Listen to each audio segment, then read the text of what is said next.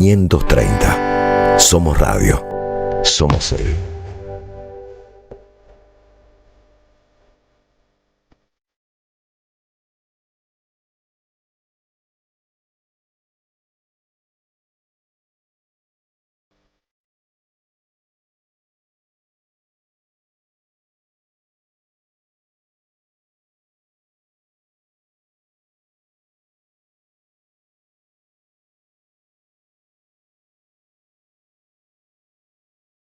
Se lo voy a decir, ¿Qué, Rubén?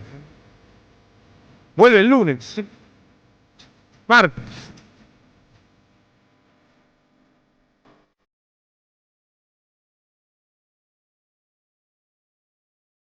Parece que se llevó 20.000 palos el viento.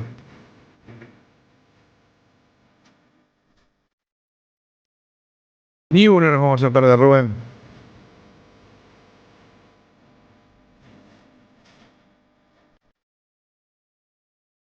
Muy buenos días a todos, ¿cómo les va a ustedes? Han pasado unos minutitos de las 8 de la mañana, han pasado 6 minutos exactamente de las 8 de la mañana y aquí estamos para acompañarlos hasta las 10 de la mañana. En un rato va a llegar Rinco, haremos ahí una exposta como hacemos habitualmente, va a estar Florcita, van a estar nuestros compañeros habituales acompañándolos hasta las 10 como les decía. En un día bastante particular porque es el Día de la Soberanía y estamos pendientes del JP Morgan. Así es. En esto nos hemos convertido. A ver, esto siempre fuimos también. Una parte de nuestra historia está relacionada con esta. No es una historia siempre soberana, de ninguna manera. Pero uno recuerda momentos en los cuales, por ejemplo, se emplazó el monumento, no sé cómo llamarlo, porque son unas cadenas y es una especie de figura recortada de Juan Manuel de Rosas allí en el paraje de la Vuelta Obligado, muy cerca de San Pedro, y la Argentina era absolutamente soberana. Hace poco lo recordábamos con Amado Vudú, que en ese momento era vicepresidente de la Argentina, en el momento en el que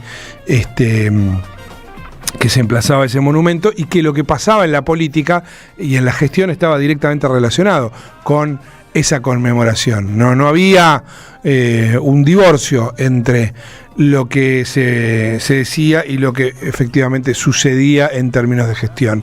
Ahora eso ha cambiado, ¿no? Y estamos pendientes de si se cayó o no se cayó el préstamo de 20.000 millones de dólares del JP Morgan, el intento de conseguir por lo menos 4.000 millones, pero pueden ser hasta 5.000 millones en un préstamo repo, ¿sí? Porque se necesita cubrir eso durante el mes de enero. Bueno, hay una cantidad de cosas que vamos a estar charlando y que nos tienen a todos en vilo y que definitivamente, ustedes lo han estado escuchando a Nico durante toda esta semana, tiene directamente que ver con la ausencia de soberanía. El anuncio del acuerdo con el fondo, con los Estados Unidos está directamente relacionado con esta pérdida absoluta de soberanía, ¿no?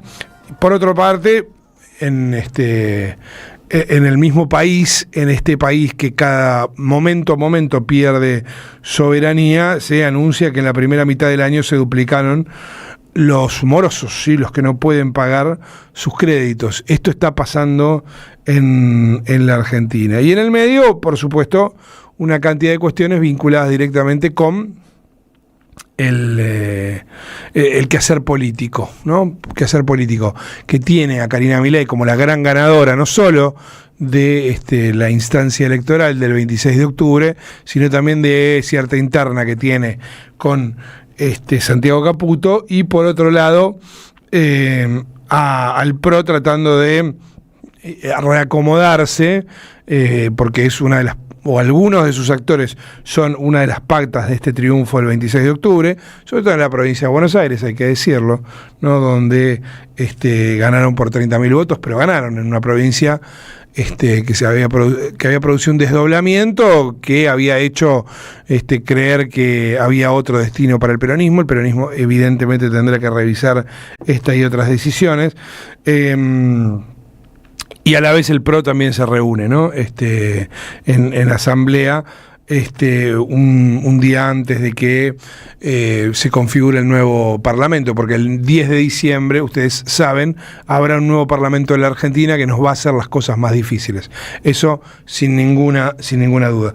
Vamos a hablar un poco de estos temas, ¿sí? Sobre todo los vinculados con lo económico, porque a la vez el gobierno te dice, viste que Luis Caputo en las últimas horas tuiteó, se viene la etapa 2, se viene la etapa de la mayor cantidad de reformas. Si la pasamos mal con la etapa 1, imagínense con la etapa 2. Obviamente tenés a todos los empresarios agazapados, pidiendo, exigiendo, y con la baba cayéndosele por la reforma laboral y por la reforma tributaria. Spoiler alert, como dicen los pibes, ¿no? Nunca, jamás ninguna reforma laboral en el contexto de un ajuste ha generado trabajo. No pasó jamás. Por el contrario, aún con derechos en aumento, aún con una vuelta a la progresividad en lo que tiene que ver con la defensa de los intereses de los trabajadores, creció el empleo. ¿Por qué? Básicamente porque crecía la demanda, porque cuando el mercado interno es promocionado, obviamente lo que sucede es que crece la demanda y los empresarios no se preocupan tanto y contratan personal. No pasa lo contrario, no pasó durante la dictadura, no pasó durante la larga década neoliberal de Menem y de la Rúa, no pasó durante el macrismo y no va a pasar ahora tampoco. Es así, es como ir a ver, de vuelta, como decimos siempre, es como ir a ver Titanic y por cuarta vez y querer que el barco no se hunde siempre. Es así, ya lo sabemos. Ha funcionado siempre de esa manera. Vamos a saludar a Horacio Roveri, ustedes lo conocen, licenciado en Economía, y un querido amigo de la casa. Horacio, ¿cómo te va? Marco Cittadini, aquí en la Radio de las Madres, te saluda. Marco, muchas gracias por la comunicación. Saludos a vos y a todos los amigos de esa querida radio. Bueno, gracias por atendernos en este feriado.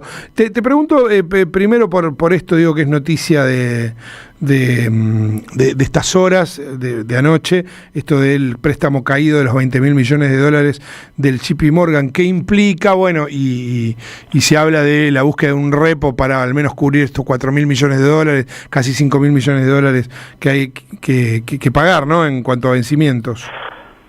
Es que en realidad no estuvo que se iba a realizar, digamos, lo iban a realizar por tramos. Saben que iban a dar un préstamo marco para ayudar a la campaña política de Milei, porque 9.340.000 personas, 20 Milei en deuda. Lo que no piensan esas 9.340.000 personas, no todos, hay una minoría que se enriquecen con esto, pero los que no piensan son o jubilados, o empleados públicos, o trabajadores precarizados, o trabajadores en general, que eso hay que pagarlo. Nunca tuvo la idea de darnos los $20.000 millones todos juntos. Si ya nos centramos, esto del repo, esto es un préstamo con compromiso de devolverlo, porque tiene un plazo estipulado y de corto plazo, generalmente 1, 2 o 3 años, era más acorde a lo que iba a hacer el JP Morgan. Claro. Acá hay un problema gravísimo. Nosotros estamos fuertemente endeudados y nos siguen endeudando más. Mira, si yo te contara hace 40 años que veo economía, hace 40 años que enseño en la Facultad de Ciencias Económicas, hace 40 años que me veo obligado a ver economía todos los días. No vi lo que veo ahora. Vos sabés que pasan la deuda, bajaron la deuda en $12.000 millones, por ejemplo. O sea, aumentan la deuda, bajan la deuda, y no sé dónde lo pagaron. Del Banco Central no lo pagaron, el Tesoro de la Nación tampoco tiene esa plata para pagar, y de pronto aparecen en el total de la deuda bruta $12.000 millones menos. O sea, es todo oscuro. No solamente oscuro es el manejo del oro, no solamente oscuro es que Scott Bessent es el que nos informa que le habían dado efectivamente un swap de 2.000, ahora sabemos que fueron casi 2.700 millones de dólares a fines de octubre para que llegue bien a las elecciones. Es todo oscuro en este gobierno, pero encima que es oscuro, tampoco nadie le pregunta nada, ni el Congreso tiene que ser por decisión de la Cámara, del cuerpo. Hay pedido de informe, pero si no te lo aprueba el hijo de Eduardo Menem, o no te la prueba Villarreal, es lo mismo que nada, y menos la justicia. Entonces vos te encontrás en una situación de indefensión y de falta de información, cuando la Constitución Nacional, Milei cree que la difusión de los actos de gobierno es las payasadas que hace él, y la difusión de los actos de gobierno es transparentar, la obligación de transparentar los actos de gobierno, claro, cosa que este gobierno no cumple. Pero no solamente eso, lo que te quiero decir es que tampoco, ni la reforma laboral, ni la ni la reforma previsional, ni la reforma tributaria, y tampoco otra reforma. Quieren reformar la ley de glaciares. Fíjate que nos viene, asumen Santilli y Adorni, se reúnen con dos gobernadores, con el gobernador de Catamarca, Jalil, y con el gobernador de San Juan, Orrego. Sí. Sale Orrego de la reunión diciendo, sí, nosotros estamos de acuerdo a que se reforme la ley de glaciares porque vamos a tener inversiones por 30.000 millones de dólares entre los años 2026 y 2031. Lo que nos dice es el grado de contaminación de lo que significa esa reforma de la ley de glaciares. Yo te quiero contar, por ejemplo, que en Chile, es cierto, estaba todavía Borri de presidente, como está ahora, estaba Borri de presidente, el pueblo de Pascualama presentó una denuncia ante el gobierno, ante la justicia, porque tenían cianuro en el agua. O sea, la Barry Gold, que ahora se llama Barry Mining, está explotando la mina de Pascualama al lado chileno y encontraron cianuro. Procedió rápidamente la justicia y la Corte Suprema de Justicia de Chile, no solamente multó a la ex Barry Gold, que ahora se llama Barry Mining, sino que ordenó el cierre de la mina. Esto fue el año pasado, a mediados del año pasado en Chile. Y acá viene el gobernador de San Juan, la otra parte de Pascualama, pertenece a Argentina y está en la provincia de San Juan. San Juan es la provincia que tiene más glaciares y más grandes. Y ahora viene acá el gobernador de San Juan diciendo que ellos van a propiciar la modificación de la ley de glaciares. Uno lo que teme, que lo que no pueden hacer del lado chileno, lo hagan acá, porque son así. Claro. Y en Catamarca lo mismo, en Catamarca hay un salar que se llama el Hombre Muerto, tenía un río y lo secaron. Claro. Y el río Andaigalá, yo soy tucumano de nacimiento y mi mamá era maestra y tenía una compañía que era maestra de Andaigalá. Y nosotros sacamos el agua del río. Hoy ni a los animales pues hervíamos el agua. Hoy ni a los animales a que le hiervas el agua está todo contaminado. Claro, o sea, ellos avanzan y está todo contaminado. Por eso también te quiero decir lo siguiente, mira. Cuando va ahora, en noviembre, con los votos que tuvo Milei, fueron Caputo, Bausili y Milei, ¿con quién se entrevista? Se entrevista con grandes empresas mineras. O sea, va a pedir plata, le hace una reunión con el JP Morgan. El JP Morgan, ya sabemos todos que los principales funcionarios de economía son todos ex empleados del JP Morgan, todos. Bueno, va a Nueva York y ahí se reúne en Nueva York con grandes capitostes de la minería norteamericana. O sea, con lo más grande. Entonces, vos decís, se reúne en el Consejo de las Américas, se lo armó esta Susana Segal, que es la anfitriona siempre del Consejo de las Américas. Se reunió con directivo de Newton Corporation, que es la mayor exportadora de oro del mundo, con la minera McAwen Copper, que tiene el proyecto Los Azules en San Juan, una inversión de 2.672 millones de dólares, y con AES. AES es la empresa norteamericana que le ganó a Argentina un juicio en el CIADI por 750 millones de dólares, se administra la represa hidroeléctrica Aricurá, y ahora se presentó para renovación. ¿Hola? Sí, te escucho perfecto. Porque tenía interferencia. Escúchame. Sí. Acá, entonces, lo que tenemos que ver nosotros es que este gobierno, lo que propicia es un modelo extractivista, y ese modelo extractivista que propicia, no le interesa la contaminación presente ni futura, ni por el fracking, que es la fracturación hidráulica, ni por la lisificación de con cianuro, ni el uso indiscriminado del agua. Todo esto lo hacen para propiciar una renta. ¿Por qué una renta? Y esta es la tercera etapa que nos dice Caputo. Caputo dice 2 etapas. Las 2 etapas las conocemos, las vivimos de la dictadura militar. Primero devalúan violentamente por el Rodrigazo, el dólar pasó de 10 a 26 pesos. Primero devalúan violentamente y después viene la estabilidad cambiaria con la tablita cambiaria de Martínez de Dios. Voy a repetir la jugada siempre. Devalúan y después viene la convertibilidad. Devalúan. Si nos salvamos después de la devaluación del 2001 porque vino Kirchner, hizo un modelo distinto. Esto rapaba del 2018 y primera presidencia. ¿Me escuchas bien ahí, Marco? Sí, perfecto, Horacio. En su primera presidencia y puso 45.000 millones de dólares a través del Fondo Monetario Internacional. Y ahora también rapaban y también vino el Fondo Monetario Internacional, le dio 14.000 millones de dólares.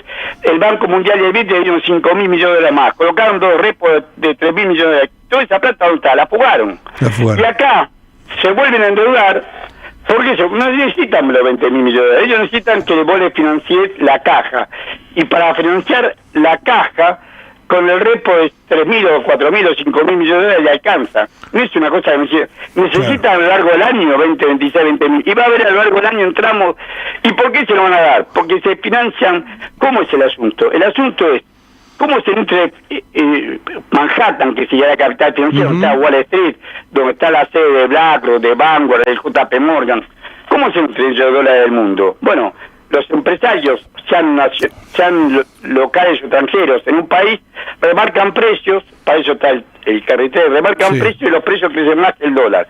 Entonces, con esos precios que suben más que el dólar, son los grandes empresarios, pensemos en Molinos de Narcor, pensemos en los grandes empresarios, remarcan los precios, compran dólares y esos dólares los fugan a Manhattan. Ahora, ¿qué pasa? Manhattan tiene que hacer rendir esa plata, y lo que más hace rendir la plata es la minería. Entonces, porque ahí no hay costo, no hay comparación con ninguna otra, ninguna mina se parece a la otra. Ahí facturan lo que quieren, exportan lo que quieren, detraen por declaración jurada, como pasó toda la vida en Argentina, y como pasa en la mayoría del mundo. Entonces acá viene la tercera etapa que no dice Caputo. Dos primeras sabemos, devaluamos el 12 de diciembre, después hacen el carry trade, que es la que estamos viendo ahora, y la tercera etapa que nos van a contar de millares de nuestras propias minas. Clarísimo. Y eso, digo, porque a lo largo de los procesos que vos estabas relatando, se ha verificado. Por eso yo decía, es como querer ir a ver Titanic y que el barco al final no se hunda, ¿no? Bueno, digo, es su pensamiento mágico que, por supuesto, siempre termina igual la historia. Y uno mira datos de la economía real, el tema del consumo, el tema de la industria, y ve que, como en los otros procesos, se sufre, ¿no? Estos empresarios que vos mencionabas apoyan al gobierno porque quieren una reforma laboral y porque están timbiando en el carry trade, pero la productividad de la Argentina ha caído y ha caído mucho por fuera de lo que vos mencionabas de la minería, ¿no? Claro, lo que pasa es que ellos no industrialicemos nada. Hoy llora, vos lo escuchás a Pablo Roca llorar. Ellos empezaron en Campana, lo tienen totalmente parado. Sí. Empezaron con Techín Ingeniería y Construcciones, la tiene parada. Tiene parado hasta Tenari, que es la que hace los caños sin costura. Y apagó el horno de lo que era Somisa, que ellos rebautizaron como Ternium Siderar. Bueno, tiene parado toda la estructura industrial. Tiene parada la estructura industrial. Y lo que se dedica es a Tecpetrol. Toma plata de afuera por Tecpetrol. O sea, toma 750 millones de dólares. O sea, está bien, vos decís, bueno, el gobierno no consigue lo que... Y las empresas están todas se están financiando todas afuera. Deuda que si llega a salir mal, lo van a pasar con seguro de cambio como hicieron siempre. Vos tenés... Apenas tuvo el resultado, los primeros días después de los resultados, fines de octubre y el primer día de noviembre, las empresas salieron a endeudarse por más de 3.000 millones de dólares. Tecpetrol las encabezó, emitió una obligación negociable por 750 millones de dólares. YPF, que la preside Horacio Marín, un ex Techín, trabajó 35 años en Techín y sigue respondiendo a Techín, se colocó 500 millones de dólares. Plus Petro, que es la empresa de la familia Rey Rodríguez y familia Poli, colocó 500 millones de dólares y vendió una parte de lo que le había comprado a la ExxonMobil, se lo vendió a la empresa norteamericana, se llama Continental Resource. Continental Resource es la más grande minera privada de Estados Unidos. O sea, viene la más grande minera en Vaca Muerta, el grupo Rey Rodríguez Poli, las dos familias que son los dueños de Plus Petrol, le abren la puerta a la minera más grande, la compañía privada de minería, petróleo y gas más grande de Estados Unidos. Y esto le abren la puerta. Bueno, o sea, son todos endeudamientos y grandes concentraciones económicas donde los grupos locales hacen de partener de los grupos extranjeros. Entonces, vos decís, ¿cuál es el modelo? Y lo dice claramente Caputo y Bausili. El modelo es Perú, que es un cráter lunar. Van a extraer todo lo que pueden, sin importar si contaminan la tierra, el agua, el aire, no les importa nada. Y avanzan, y con esa renta van a pagar los capitales que ellos administran, porque obtienen una renta extraordinaria, inclusive los capitalistas argentinos que fueron a ellos. O sea, los capitalistas argentinos juegan capitales para que no contaminen al pueblo argentino. Claro, y ya que decías el modelo es Perú, con una estabilidad política cada vez creciente, ¿no? Digo, en la Argentina creciente, en Perú ya absolutamente instalada, estabilidad macroeconómica, poca distribución e inestabilidad política, ¿no? Como esquema para el futuro de la Argentina si nos parecemos cada vez más a Perú. Exacto. Y políticamente, por eso dicen, el Caputo, le escuchás a la Caputo, bueno, no importa, hay la exigencia del presidente, hay una continuidad de la política económica. Claro, la continuidad que le interesa a ellos. Claro. El saqueo de los recursos, vienen otra vez por oro por monedita, o sea, Claro. vienen por nuestros recursos naturales. Claro. Y acá nadie toma partido nada, nadie dice nada. La oposición muy débil. Yo lo leí a este muchacho Estrada, que es uno de los economistas que se reunió con Cristina Fernández de Kirchner, donde decía que había que refinanciar la deuda. O sea, la deuda no es simetría, la deuda, estos tipos toman deuda, unos fascinerosos como Caputo y como Auxili toman deuda, cobran su comisión seguro, nos pasan la deuda a nosotros. La deuda la utilizan como quieren ellos. Ya te digo, desaparecieron 12.000 millones de dólares en la cuenta comparar la deuda Sí. del mes de septiembre con el mes de octubre, desaparecieron 12.000 millones de dólares. Desaparecen, aparecen, hacen lo que quieren y vos encima lo votan. Bueno, esta es la situación en que nos encontramos. Mencionaba, para cerrar, Horacio, mencionabas, porque se trata de otro proceso por supuesto, luctuoso para la Argentina, pero que tenía una búsqueda de instalación del modelo económico que estamos discutiendo. Mencionabas tu origen tucumano y sé que se está haciendo un homenaje por estos días o por estas horas a Carlos Raúl Osores, ¿no? Desaparecido de la última dictadura allá en Tucumán. Muchísimas gracias, Marco, muchas gracias. Sí, amigo de mi infancia, de mi adolescencia. Yo vine a estudiar a Buenos Aires y Carlos, un muchacho con 2 hijos, trabajador, Sí. lo fueron a buscar, ya en Tucumán el grado de delirio buscaban a cuanto podían llegar a parecerle oposición a ellos, y en el gobierno de Bussi lo fueron a buscar a la casa el 17 de septiembre de 1976. A principios de este año el equipo de antropología forense encontró sus restos en el Pozo de Vargas, que es un nombre que se llama Vargas, un nombre entre Tafibijo y Tucumán, a 15 kilómetros de distancia entre Tafibijo y Tucumán. Y ahí, en un pozo de agua abandonado, encontraron los restos de Carlos. Lo traemos a Buenos Aires, las familias, la madre, después de esto la madre y la hermana y el hermano se vinieron a vivir a González Catán. Y en González Catán, en el Galpón 3 de González Catán, que en la calle José María Moreno 516, es a una cuadra de la estación de tren de González Catán. Bueno, ahí le vamos a hacer un homenaje a Carlos. Muchas gracias por permitir recordármelo. No, por favor. Mañana, ¿no? Mañana sábado 22 de octubre a las 10 horas. A las 10 de la mañana. Ahí está. Horacio, abrazo grande. Muchas gracias. Horacio Robelli charlando con nosotros acerca de esto. En el Día de la Soberanía, de lo que hablamos durante toda la charla con Horacio, y probablemente lo hagamos a lo largo del programa, de la pérdida de soberanía, ¿no? De la pérdida de recursos. La soberanía no se declama solamente con banderitas de inteligencia artificial. Se ejerce, y una de las maneras más importantes de ejercerla es destinando el excedente o en realidad la ganancia de los recursos para los argentinos, no para los extranjeros, no para beneficio de los extranjeros y sus socios argentinos, que son muy pocos, sino para las mayorías de nuestro país. Por eso la soberanía de la Argentina hoy está en interdicción, definitivamente, en un momento clave de nuestra historia. Estamos en un momento bisagra para saber si nos vamos a convertir en la colonia que buena parte de la élite dominante de nuestro país quiere desde hace muchísimos años, desde hace centurias, o nos vamos a convertir en un país soberano de verdad. Los dos elementos conviven, por eso yo decía, los dos elementos conviven a lo largo de nuestra historia, y Horacio describía buena parte de esos elementos de la historia reciente, de los últimos 50 años. 8:29 minutos. Deja tu mensaje en nuestra línea de oyentes de WhatsApp. 11 3200 0530. AM 530. Somos Radio.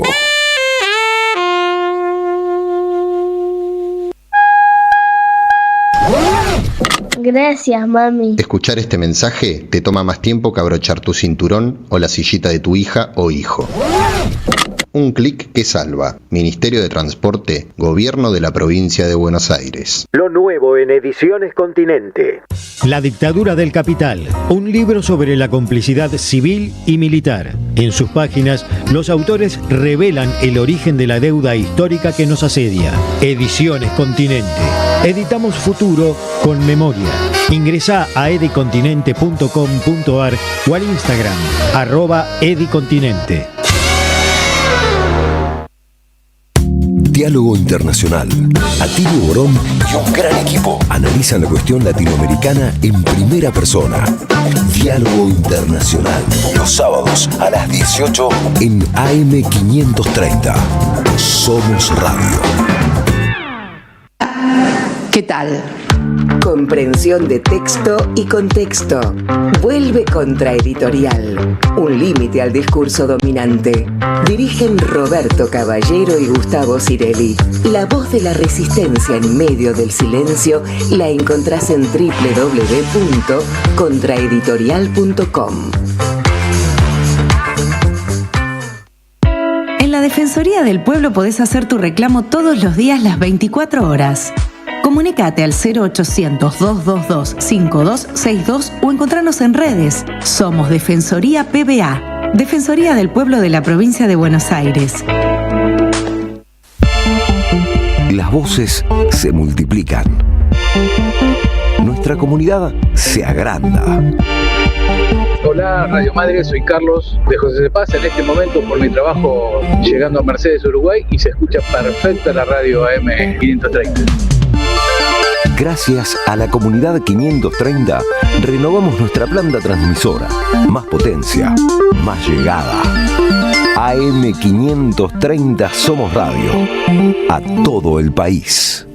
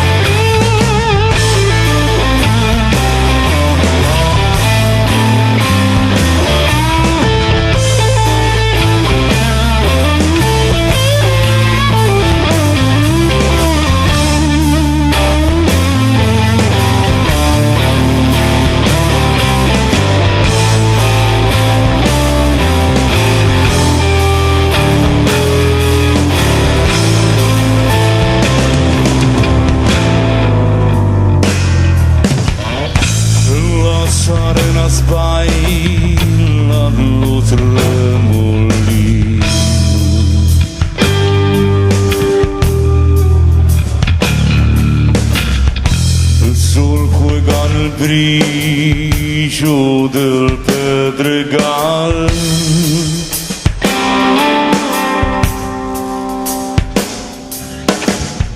Y prendido a la magia de los caminos que el arriero va.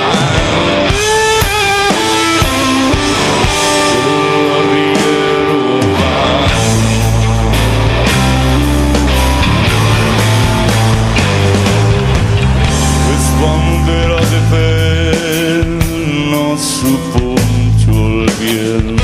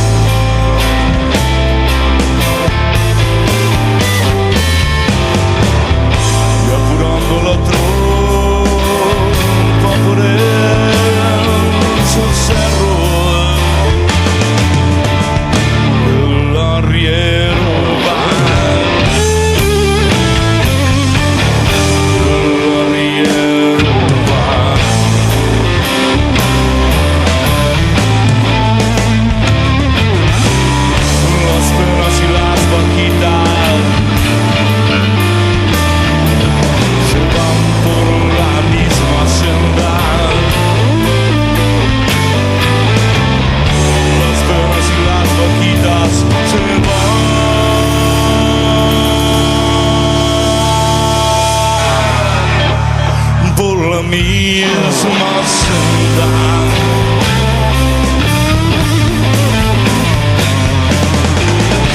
Las penas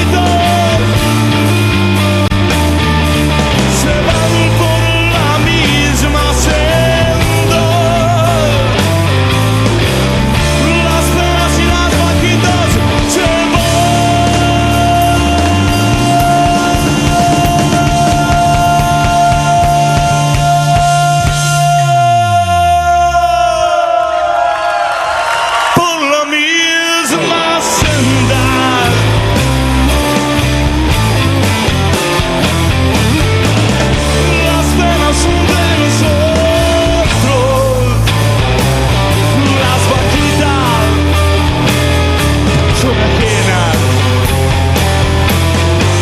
Las penas son de nosotros, las vaquitas.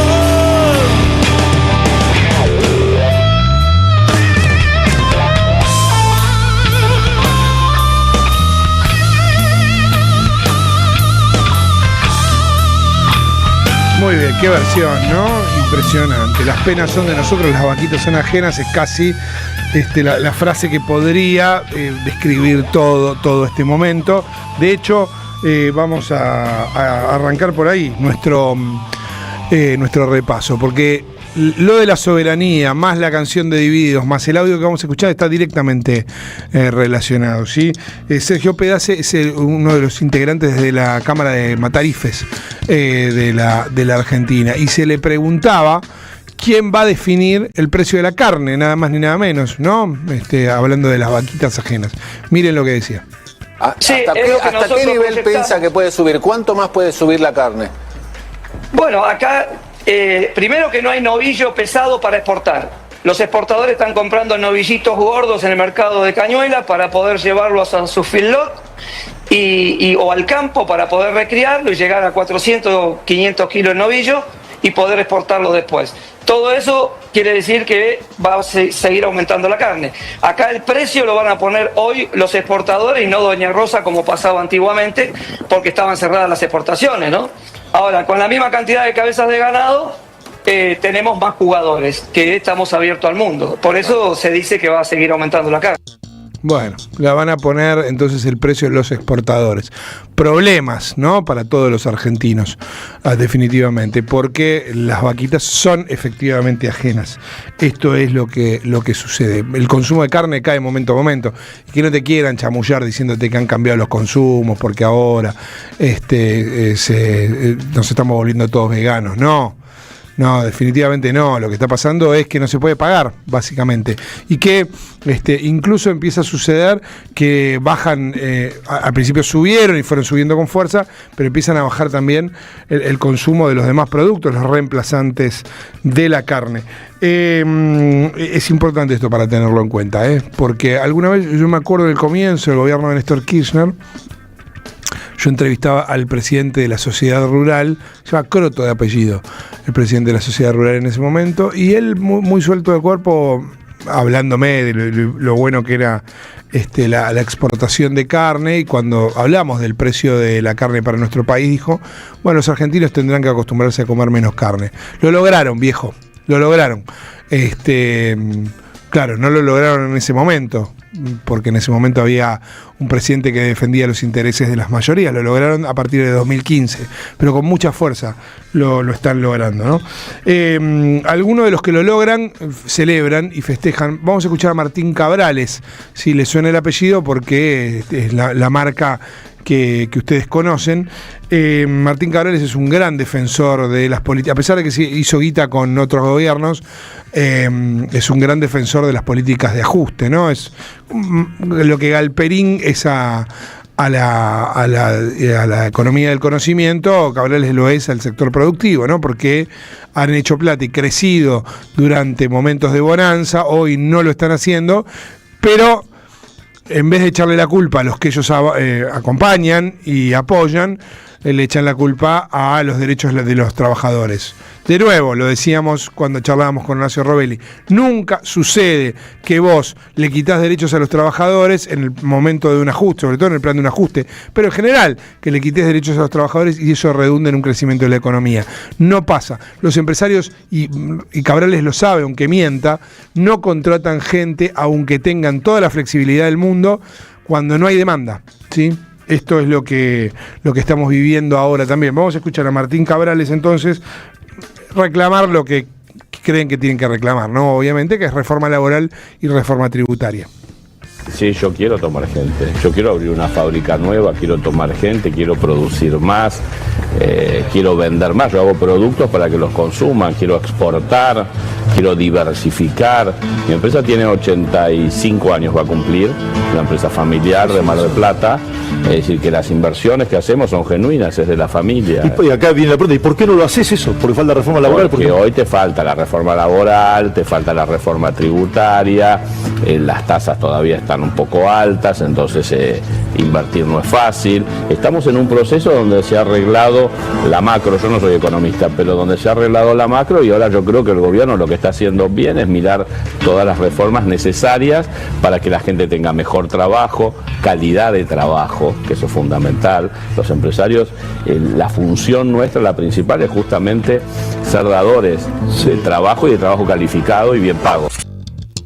Bueno, ahí está, es todo lo que no sucede desde que la derecha capea en la Argentina. Esto es de 2015 en adelante, y la verdad que uno a veces se ve forzado a decir, y no con el interregno del gobierno de Alberto Fernández, porque estuvo en esa misma línea, ¿sí? No se generó empleo de calidad, todo lo contrario. ¿Por qué? Bueno, básicamente porque lo que había que hacer quizás era ir contracorriente de lo que había implantado Mauricio Macri, no tratando de morigerar sus efectos, sino directamente cambiarlos. Bueno, eso es lo que no sucedió, y por ese motivo, a pesar de que, claro, de cualquier modo es incomparable con la destrucción que están produciendo tanto Milei como produjo Mauricio Macri, el gobierno de Alberto Fernández fue una continuidad de esto que estamos describiendo, y es lo que Cabrales quiere, porque lo que hacen este tipo de empresarios, a pesar de que ven por todos lados que los signos de destrucción del aparato productivo de la Argentina están a flor de piel, lo que quieren es aprovechar este momento. Total, ellos tienen diversificada su economía, ellos hacen carry trade, no les importa si tienen que cerrar plantas, pero para conseguir reformas estructurales que les permitan convertir a la Argentina en el país que siempre desearon, un país sin derechos para sus trabajadores, básicamente. De eso también se trata la soberanía. Vamos a escuchar al gobernador de la provincia de Buenos Aires, a Axel Kicillof, hablando ayer en el acto del Día de la Soberanía, acerca de, en realidad, de esto que mencionábamos, ¿no? La soberanía puesta en práctica tiene que ver directamente con defender los intereses de los ciudadanos argentinos, de la mayoría de los ciudadanos argentinos y no de unos pocos. Yo lo que digo es que ese mismo papelito que firmó la Argentina, lo firmaron varios países que, a diferencia de la Argentina, no tienen para defender una industria nacional como tenemos nosotros. Primero el trabajo argentino y primero la producción argentina. Primero, casi parafraseando al presidente de Estados Unidos. Y se lo digo al gobierno nacional porque esta es una provincia productiva, es una provincia industrial, es una provincia de trabajo. Primero la Argentina.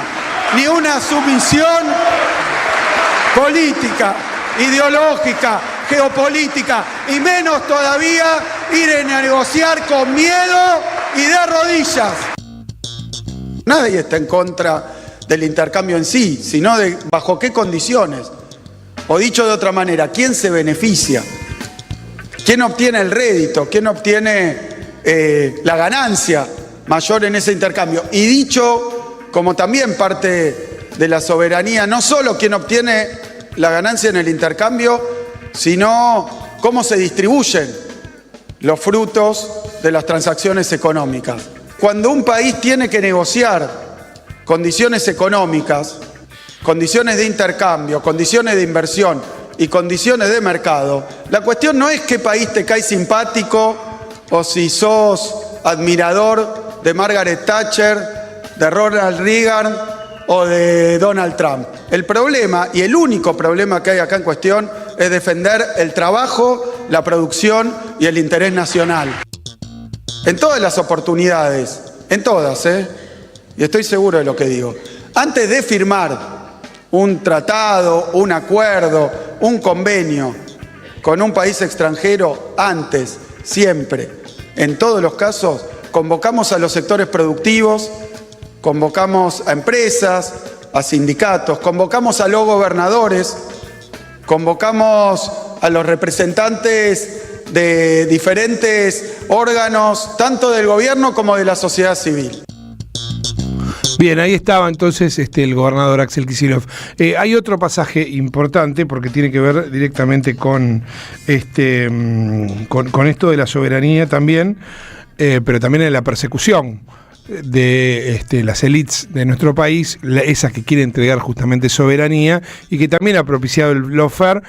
¿Por qué la persecución de dirigentes políticos? Y bueno, básicamente porque han cometido el peor de los pecados, que es sostener la soberanía en favor de las mayorías. Por eso Axel Kicillof habla de Cristina Kirchner. La historia se repite varias veces, dice el ya dicho, ¿no? El dicho dice primero como tragedia, después como farsa. Yo digo que ahora algunos episodios de la historia se vuelven a repetir, pero ya en carácter de circo, payasesco. Por eso es momento y es turno de reivindicar a todos aquellos que son perseguidos, todos aquellos que son condenados.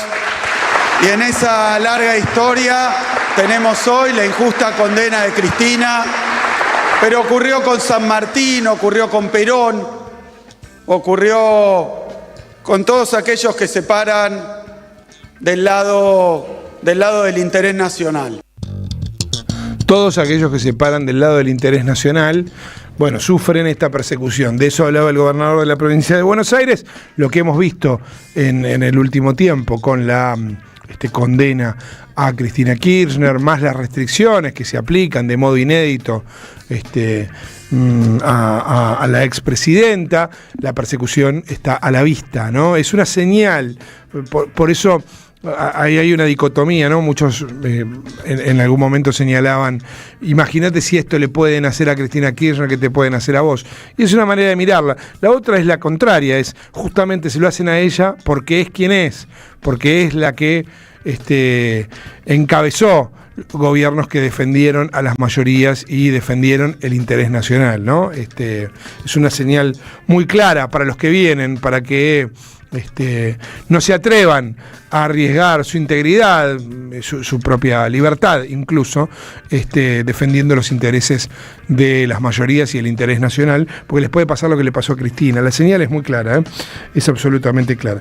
Vamos a escuchar a Ricardo Lorenzetti, uno de los artífices de esta justicia. No hay Estado de Derecho en la Argentina, vamos a decirlo así. La democracia en la Argentina está en absoluta en un momento ya ni siquiera de baja calidad, sino directamente en absoluta interdicción, palabra que ya usamos, pero me parece que en este caso sirve. ¿Por qué? Bueno, básicamente porque no funciona la justicia en nuestro país, ¿no? Porque mientras Macri y el propio Milei, ¿no?, con estafas a cielo abierto y todo esto, gozan de una impunidad inéditas, Cristina Kirchner es perseguida y sufre lo contrario, ¿no? Una persecución que por donde vos lo mires, pero vos decís, ¿en serio? La condenaron por la causa vialidad en 3 instancias. Bueno, uno de los que lo condenó fue Lorenzetti, y habla y dice que hay que resolver los temas de la justicia y todo esto, y en un momento le preguntó directamente Tomás Rebord, que es quien lo entrevistaba, le preguntó por si existe el lawfare en la Argentina. Lorenzetti contestaba esto. Yo creo que existe la idea de algunos gobiernos de manejar el poder judicial. Eso existe en todos los países del mundo. En mi caso, yo nunca acepté presiones de ningún tipo. ¿Cómo fue tu relación con Mauricio Macri en ese momento? Mala, porque me persiguieron. Vos acordate de Carrió, ¿vos te acordás de que era Carrió? Bueno, sí. Todas las semanas me atacó durante 2 años seguidos. Todas las semanas. Hasta que logró voltear la presidencia de la Corte. Entonces eso fue un ataque terrible. ¿Por qué? ¿Por qué te atacó 2 años seguidos, Carrió? Y por eso, porque querían cambiar la presidencia de la Corte. Fue un No, pero ¿por qué no querían que fueses vos? ¿Qué entendían? Porque yo he sido independiente toda mi vida. Yo no acepto ninguna cosa que no sea fallado de acuerdo a mi criterio. Bueno, está bien, ahí está, ¿no? Ricardo Lorenzetti. Hay algo que es cierto, no esto último, fallado de acuerdo a mi criterio, sino que él es un hombre que defiende sus propios intereses y los de los que lo patrocinan, ¿no? Esto es verdad, y eso por ahí en algún momento le granjeó cierta enemistad con Mauricio Macri y la persecución de Elisa Carrió, esto es verdad, pero tiene que ver con defensas de intereses que no son los de las mayorías, ni mucho menos los de la justicia, si no, no permitirían este enchastre que es, de nuevo, la justicia argentina. Ustedes vieron que no hay poder que esté funcionando como corresponde, ¿no? Porque tenemos por un lado el Poder Ejecutivo entregado casi a las decisiones del secretario del Tesoro y del presidente norteamericano. Tenemos el Poder Legislativo absolutamente frenado, porque incluso cuando se sostienen leyes que tienen que ser aprobadas 2 veces, luego la justicia no se mete salvo en esta decisión de restituir las pensiones a quienes forman parte de quienes están comprendidos dentro de la ley de discapacidad, que de las últimas horas. En todos los demás casos el Poder Ejecutivo no cumple la ley de emergencia en discapacidad y sin embargo no pasa nada, lo mismo que las demás leyes que el gobierno sostuvo, lo tuvo que hacer en 2 oportunidades, lo aprobó y después tuvo que rechazar un veto, y sin embargo la justicia no tiene celeridad con eso, sí para meter presa a Cristina, sí para quitarle todos los derechos ciudadanos a Julio Devido, para eso sí, pero para esto otro no. Y eso está directamente relacionado con la democracia, ¿no? Una democracia absolutamente caída, porque si ninguno de los 3 poderes funciona como corresponde, evidentemente vos tenés un problema. Ricardo Lorenzetti seguía hablando y recordaba el fallo del 2x1. Vos tenés que darle a la sociedad una narrativa creíble que para nosotros es la narrativa constitucional, es decir, esos grandes valores que están en una constitución que es buena porque reconoce todos los derechos humanos, reconoce los derechos sociales, los derechos ambientales. Y bueno, ese es el relato moral de la nación, ¿no? Con Macri fue el fallo del 2x1 también, ¿no? Sí, fue una tragedia eso. Yo voté en disidencia. Fue la peor crisis que tuvo la Corte en su historia. ¿La peor crisis de su historia? Sí, claro, porque fue una manifestación. Por supuesto, yo dije en los acuerdos no hay que sacar esa decisión. Bueno, pero bueno, ahí hay opiniones. Bueno, ahí está, ¿no? La peor crisis que tuvimos. Que ahí tiene razón, ¿no? Fue una de las peores. Que está directamente relacionada con lo mismo. De vuelta. Perseguir a los que pueden oponerse a los intereses de las élites dominantes. Brindarle la impunidad máxima a los que benefician esos intereses. Por eso Milei no va a tener problemas.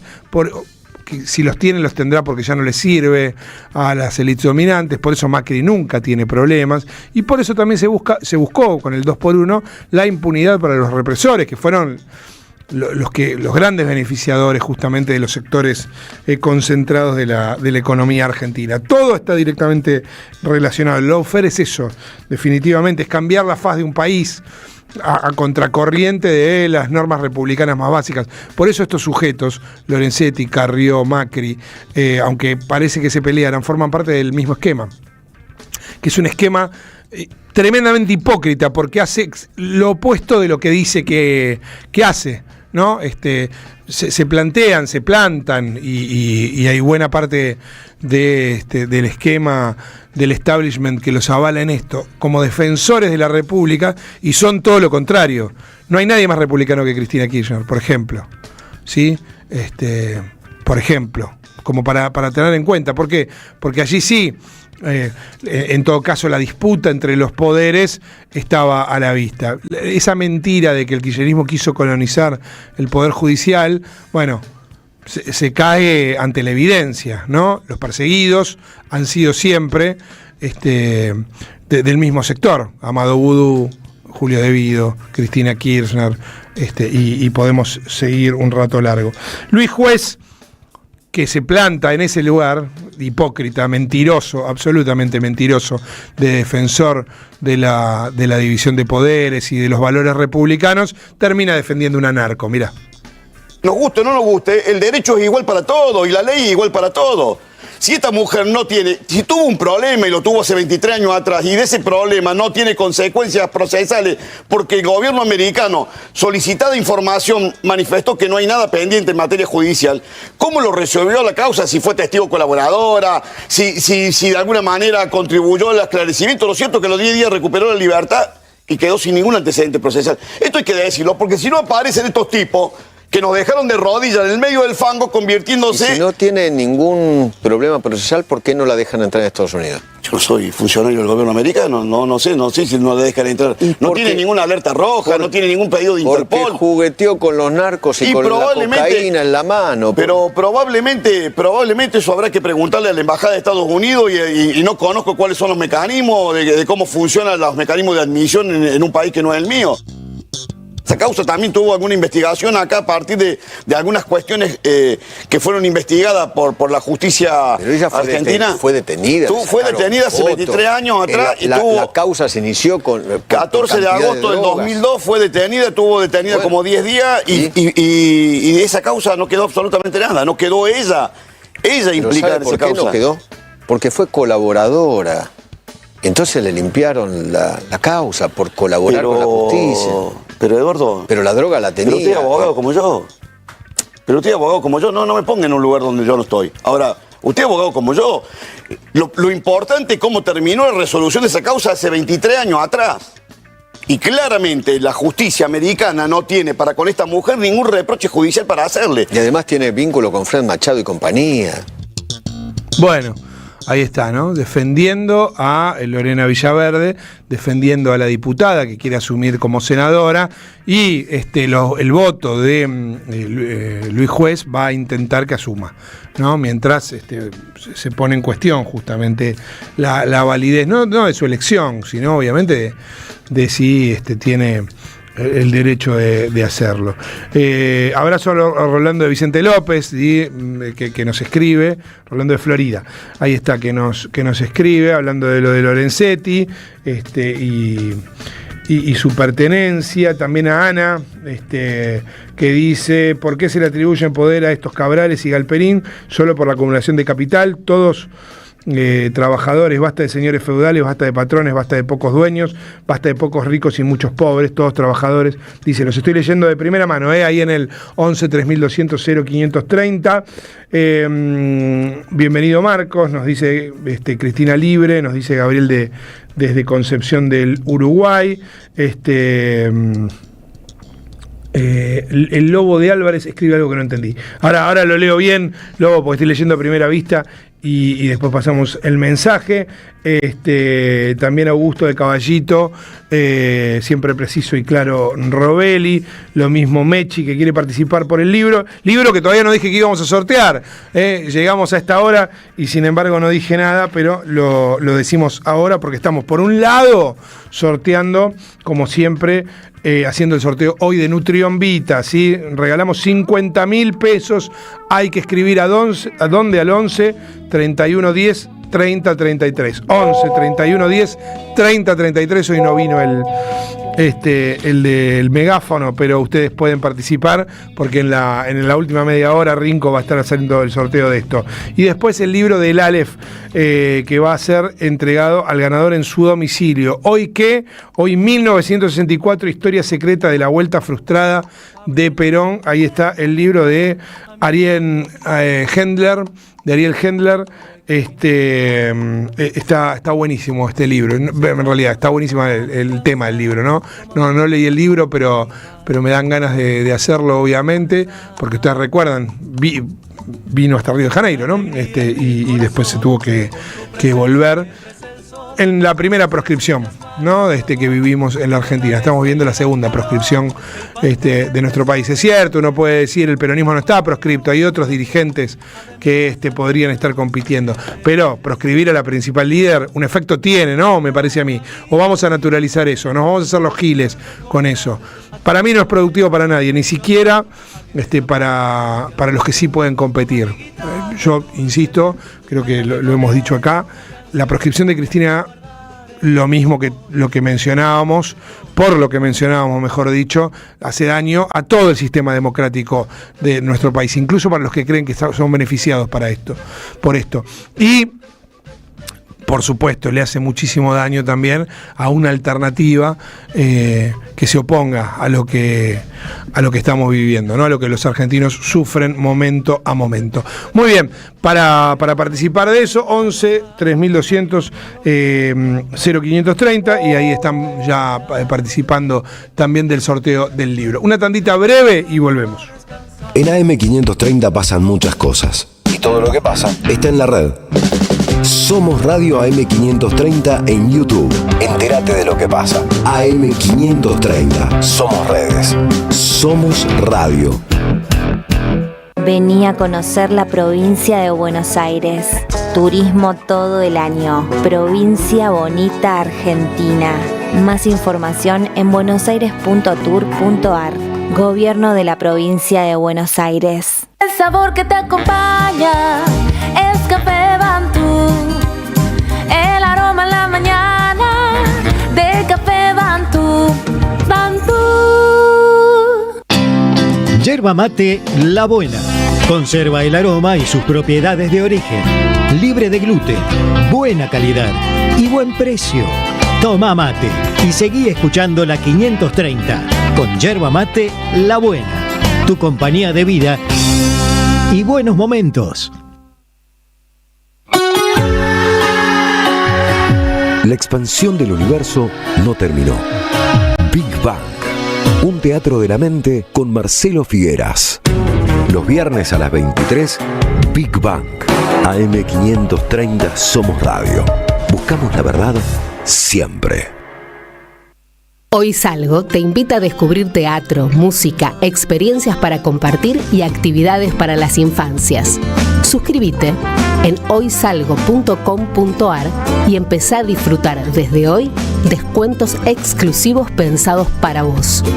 hoysalgo.com.ar. Elegí mejor, salí distinto y viví más. Comunidad Loma Segura. Sumamos 300 nuevas alarmas y alcanzamos más de 1.300 en todos los barrios. Municipio de Lomas de Zamora. Gobierno de la comunidad. Intendente Federico Otermín. ¡Wow! Como dices cuenta DNI, ¡wow! Que ahora tienes plazo fijo, ¡wow! Y que tienes una tasa especial, ¡wow! Y eso hace que tu dinero crezca, ¡wow! Y crezca, ¡wow! Y crezca, ¡wow! Para, ese último wow no entendí. ¡Wow! Ah, que crece. Cuenta DNI. Tu plazo fijo de Banco Provincia es realmente wow. ¡Wow! Conoce más en bancoprovincia.com.ar. Ya construimos el primer complejo socioambiental Ecoparque Quilmes y el vivero municipal Yolanda Ortiz en Don Bosco. Ahora instalaremos contenedores en el 50% del distrito y seguiremos avanzando en el sistema de recolección diferenciada de residuos. En Quilmes, seguimos para adelante. La comunidad 530 ya es una realidad y necesitamos que siga creciendo. Tu suscripción es imprescindible para que esto sea posible. Súmate a la comunidad 530. Tendrás la posibilidad de recibir entradas de teatro, recitales, invitaciones a charlas y descuentos en productos y comercios. Bancá a la 530. La radio de las madres te necesita. Si tenés dudas, escribinos 11 64 19 16 50 o envíanos un correo info@am530somosradio.com. Pensamos, escuchamos, debatimos y construimos. ¿Dónde? En AM530. Todas las mañanas, Caballero de Día. Construimos comunidad. Buscamos la verdad siempre.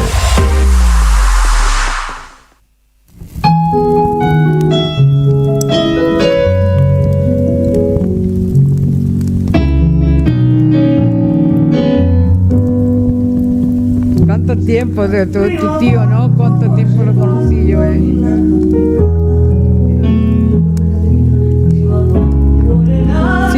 Sí.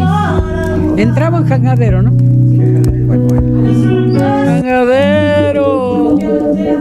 Jangadero.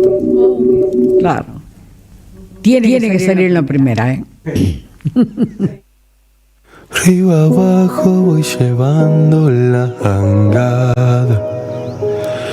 Río abajo por el Alto Paraná. Es el peso de la sombra derrumbada que buscando el horizonte bajará. Río abajo, río abajo, río abajo. A flor de agua voy sangrando esta canción. En el sueño de la vida y el trabajo se me vuelve camalote el corazón. Jangadero,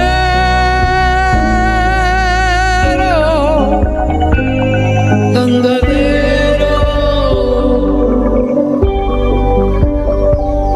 Mi destino sobre el río es derivar desde el fondo del obraje maderero,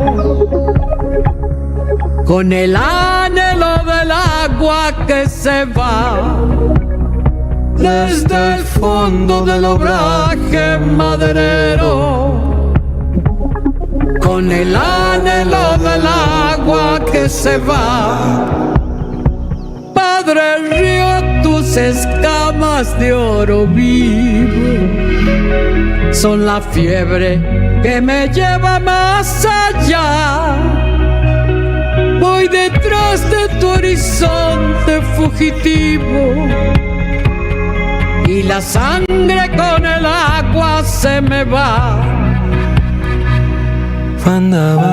Qué maravilla esta versión, ¿no? De Emilio J. Viste que el piberío, ojo, que entiende perfectamente quiénes son los referentes. Hay que tenerlo en cuenta. Estuve en Tucumán, estuve en Salta, en Jujuy, en Tucumán estos días. Y bueno, se ve lo mismo que se ve a lo largo del país. Un país maravilloso, hermoso, por donde lo mires, donde ni siquiera hay turistas. Pero ya ni siquiera turistas extranjeros, ¿no? En una zona que vos veías un hervidero hace nada de turismo receptivo. Bueno, que no hay o no hay en la cantidad de que hacen falta por esta política de Caputo y de Milei, de dólar barato, de importaciones, de turismo emisivo, todo lo que conocemos. Alguien me dice por ahí, Mario, no te olvides de Milagro Sala, la presa política del macrismo, convirtiendo a Jujuy en laboratorio represivo. Tenés absoluta razón. Absolutamente. De hecho, veía un cartel en La Quebrada, un cartel de la gobernación que decía: las obras que no hace el gobierno nacional las hace la provincia. Bueno, sería bueno que lo digan en todo el país y que cuando vengan acá a la Casa Rosada tengan una posición de mayor dignidad de la que tienen, ¿no? Cabe para el gobernador de la provincia de Jujuy, cabe para el gobernador de la provincia de Tucumán, cabe para el gobernador de la provincia de Salta. Vienen de tres vertientes políticas distintas. Y la verdad que sería interesante que tengan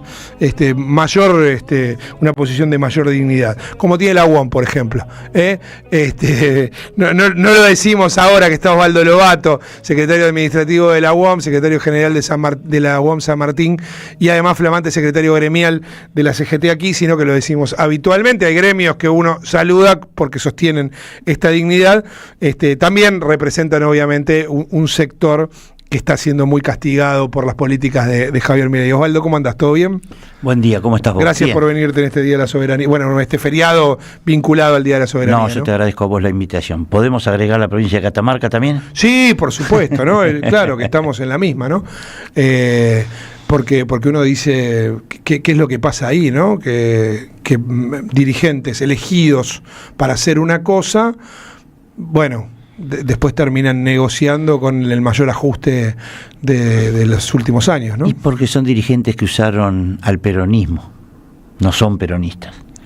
Si no hubieran llegado por el peronismo, no hubieran llegado a hacer nada, como muchos, ¿no? En diferentes aspectos de la política y del gremio. Y después cambian totalmente el camino.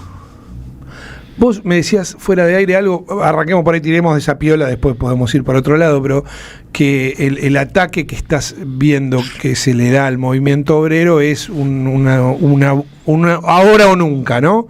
Y esto lo planteabas, y vos planteabas ciertos elementos que no estaban exentos de autocrítica del momento que estamos viviendo. Sí, yo creo que en el fondo no es el gobierno, sino es el poder económico que viene, creo yo, por el último intento que tiene para barrer con el peronismo. Y dentro del peronismo, como yo te comentaba, bueno, tenemos ejemplos absolutamente claros.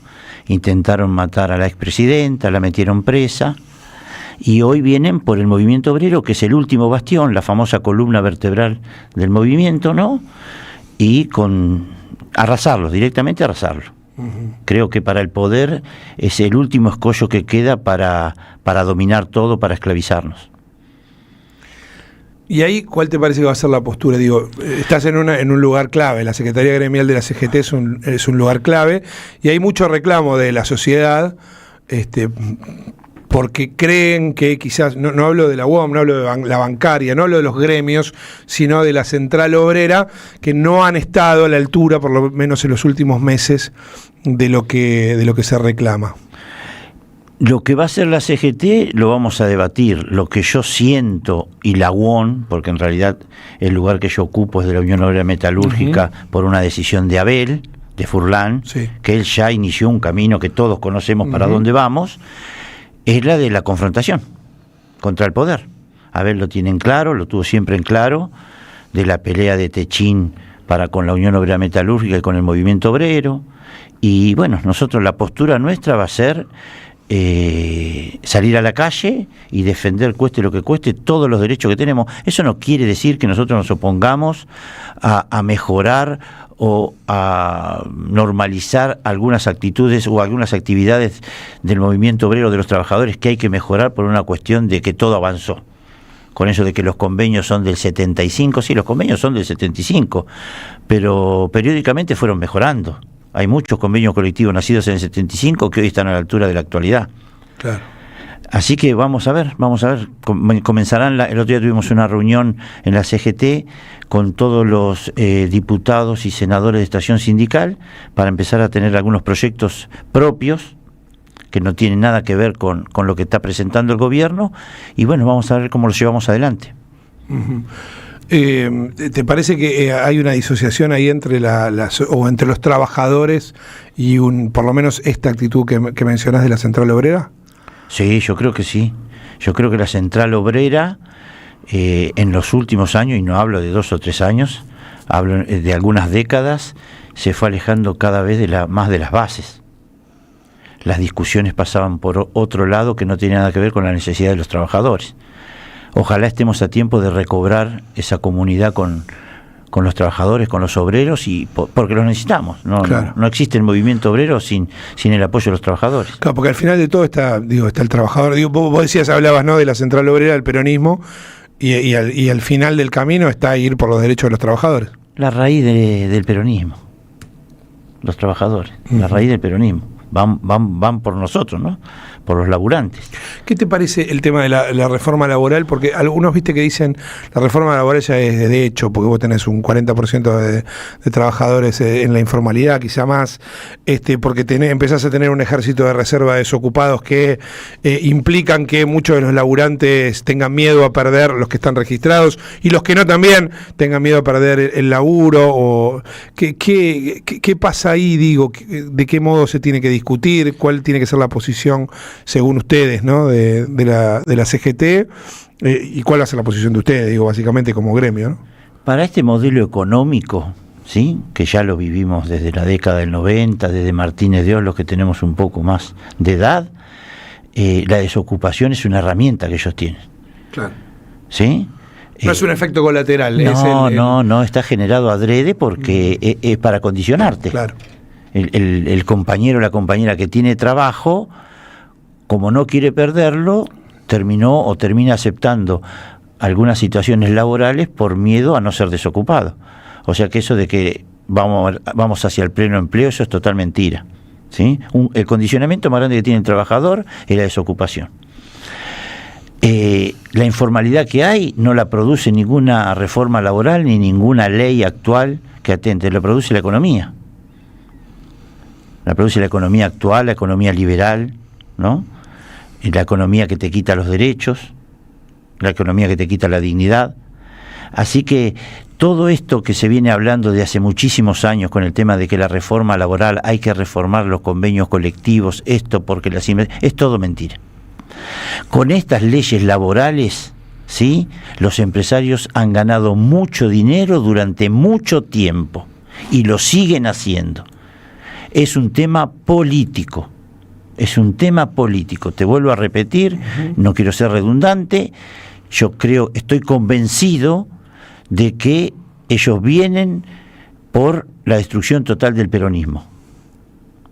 Y dentro del peronismo, que ya lo han dividido, que ya lo han confundido, hablábamos de gobernadores que piensan más en la personal que en lo colectivo. Lo único que ha quedado en pie, con sus defectos y con sus virtudes, es el movimiento obrero. Vienen por el movimiento obrero. Claro. Pues es que está bueno eso que decís, porque yo siempre menciono no sé si es hipocresía la palabra, pero en todo caso, esta situación en la cual hay muchos gobernadores que le reclaman a la Casa Rosada un proyecto federal, pero ellos están salvando la propia. No les importa el que tienen al lado, ¿no? A la hora de negociación. Te diría más, no les importa el que tiene al lado y no les importa el que viene después. Digo, porque hay provincias que están entregando buena parte de sus recursos que son de la provincia, no se sabe con qué destino. El beneficio personal de los gobernadores. Nadie quiere perder su lugar. Esa es la realidad. Y verdaderamente llega a límites insospechables de, como decís vos, de la entrega. Porque se rasgan las vestiduras, se han rasgado las vestiduras, ¿no?, en nombre del peronismo, y lo que menos hacen es peronismo. Provincias donde la pobreza es tremenda, donde se registra la mayor cantidad de trabajadores en negro, y después te dicen que hay que hacer una reforma laboral. Son contradictorios. A veces me da miedo y me da a pensar de que el peronismo va a encontrar su único lugar en el conurbano bonaerense. No puede esperar más del interior. Fuerte eso. Sí, yo creo que sí. O sea, porque veo las actitudes del gobernador o de los peronistas, digamos, que se llaman peronistas, de Córdoba, de los peronistas de Jujuy, como dijiste vos, de Salta, de Catamarca.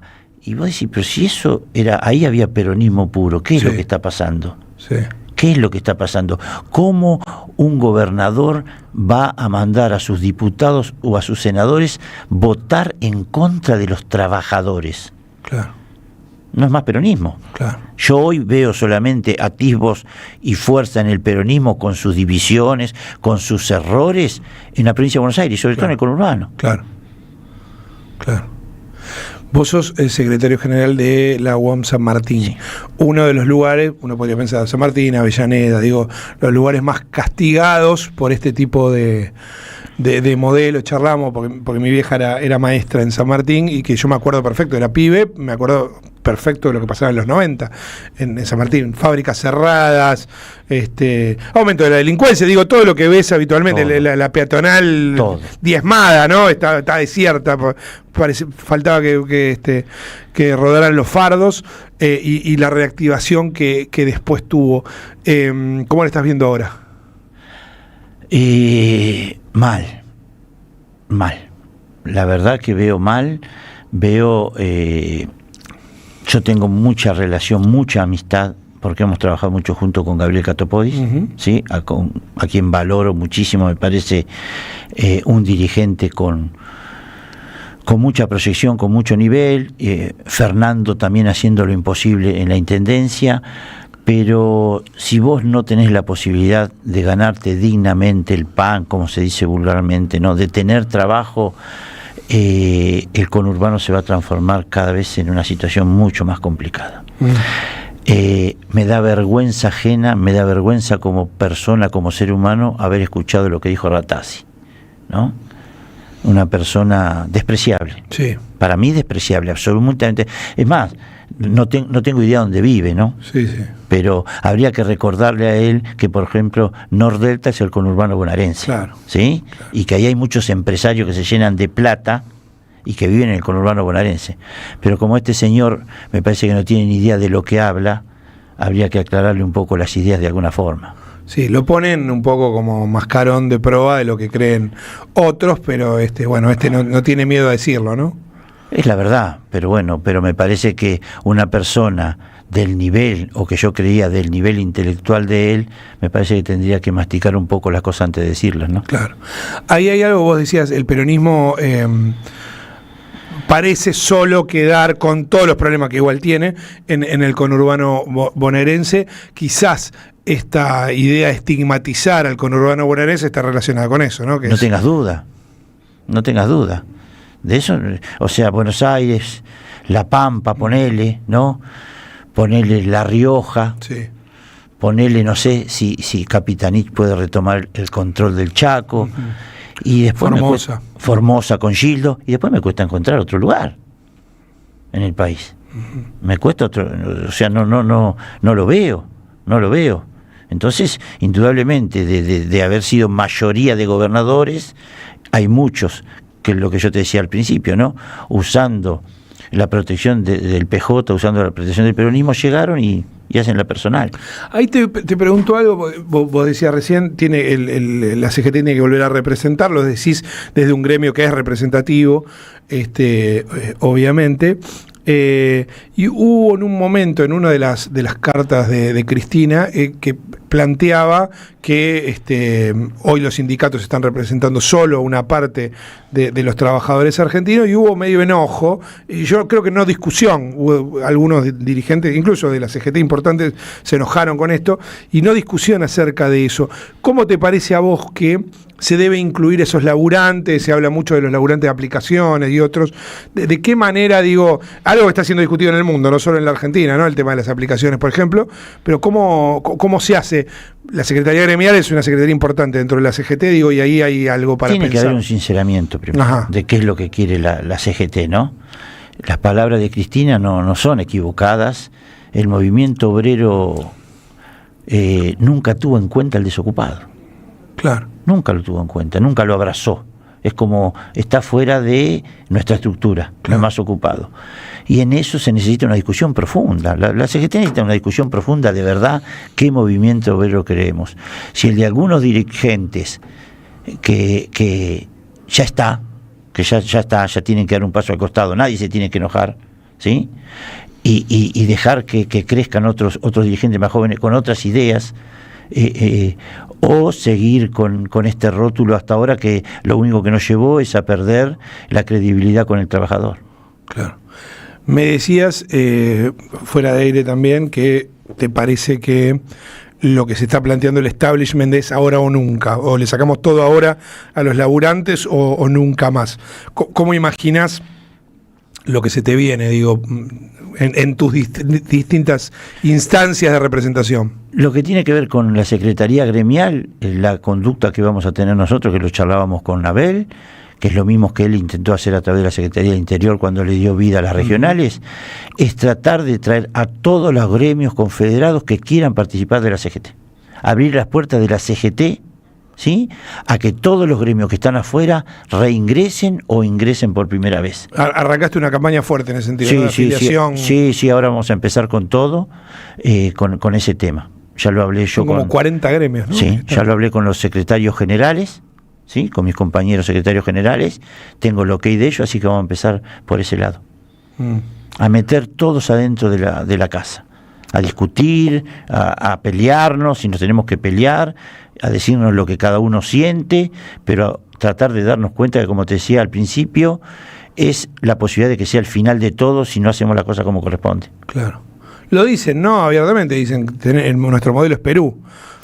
Países con una estabilidad macroeconómica grande, pero que sus trabajadores viven en una pobreza absoluta y con una inestabilidad política además.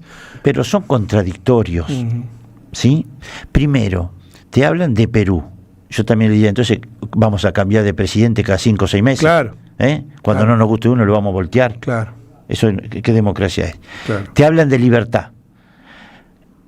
Y después, cuando vos llegás a un acuerdo con las cámaras empresariales por un aumento que casi siempre es irrisorio, te dicen, no, está fuera de la pauta. ¿De qué libertad me estás hablando entonces? No hay pauta.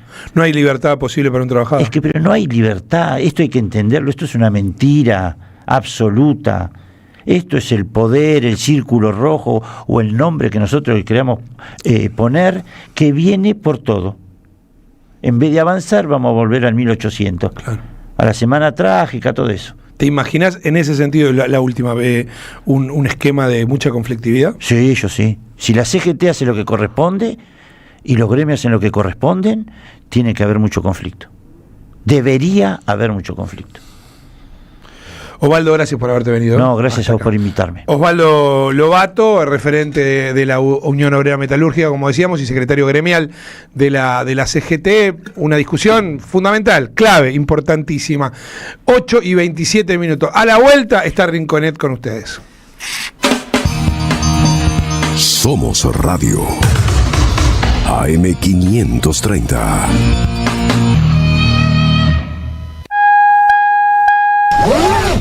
Gracias, mami. Escuchar este mensaje te toma más tiempo que abrochar tu cinturón o la sillita de tu hija o hijo.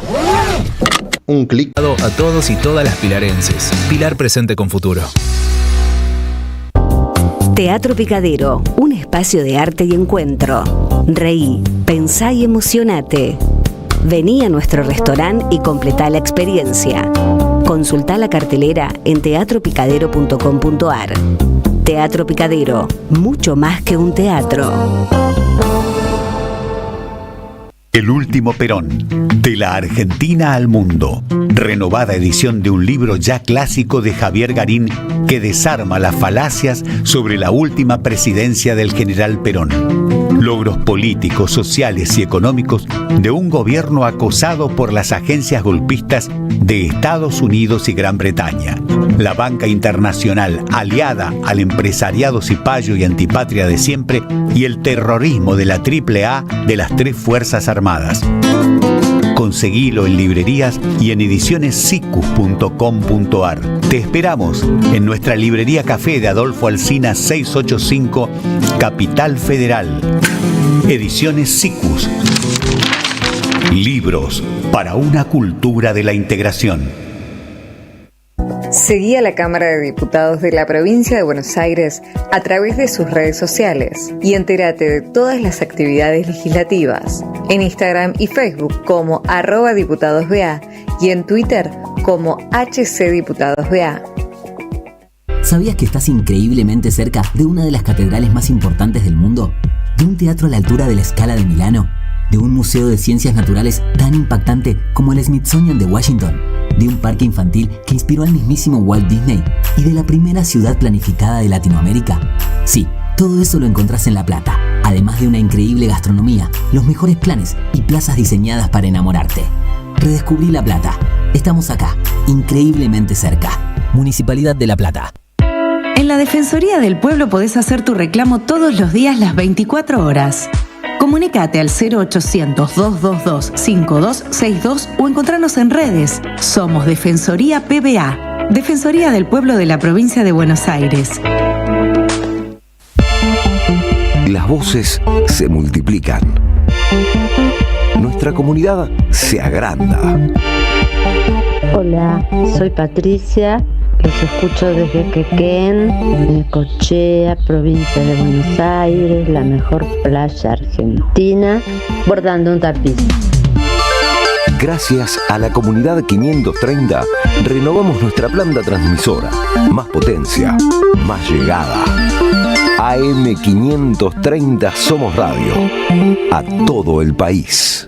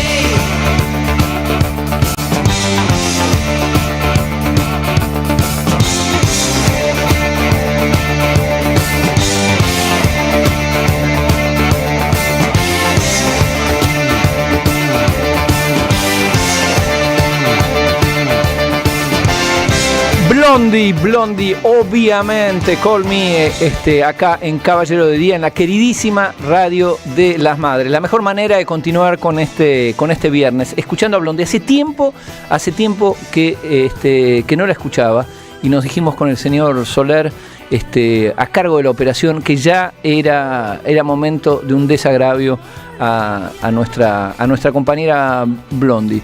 Bien, hoy quería aprovechar este gran momento que me otorga mi amigo Roberto Caballero y la Radio de las Madres para hablar de un personaje esencial, alguien que considero un poco olvidado, pese al trabajo realmente extraordinario que lleva adelante. Me refiero a mi gran amigo Federico Sturzenegger. Federico Sturzenegger es el último renacentista, es nuestro Leonardo da Vinci, un hombre que sabe de todo, sabe de todo, opina con gran soltura y similar ignorancia sobre todos los temas, todos los saberes humanos. Básicamente nada humano le es ajeno. Entonces lo escuchamos semana tras semana opinando sobre temas diversos. El otro día brilló hablando sobre parques nacionales. Ustedes saben, la función de parques nacionales es proteger los parques nacionales.